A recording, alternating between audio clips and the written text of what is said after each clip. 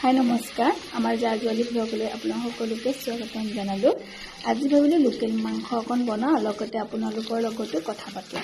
মাংসত যিবোৰ দিবলগীয়া প্ৰয়োজন আলু আৰু পিঁয়াজ কাটি কুটি ধুনীয়াকৈ বাছি ল'লোঁ।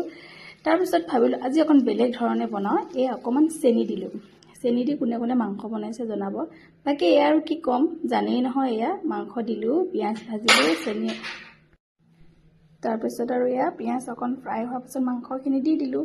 সকলোৱে জানে, কিন্তু মই অকণমান আজি বেলেগকৈ বনালোঁ। তাৰপিছত আদা নহৰু যিখিনি মাংসৰ সোৱাদ হ'বৰ কাৰণে দিয়া হয় সেইখিনি দিলোঁ, জলকীয়া সকলো পিচি দিলোঁ।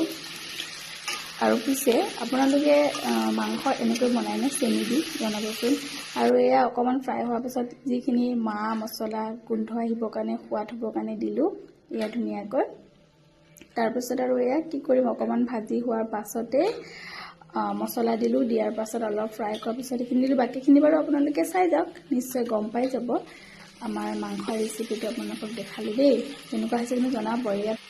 তাৰপিছতে গৰম পানী দি দিলোঁ, অকণমান জোল কৰিছোঁ যিহেতু লোকেল মুৰ্গী সেইকাৰণে। আৰু গোন্ধ আহিবৰ কাৰণে কি দিছোঁ নে লং ইলাচি। লোকেল মুৰ্গীত আকৌ এই লং ইলাচি নিদিলে ভাল নালাগে নহয়নে। পিছে ভিডিঅ'টো কেনে পালে জনাব নাপাহৰিব। আজিলৈ বাই।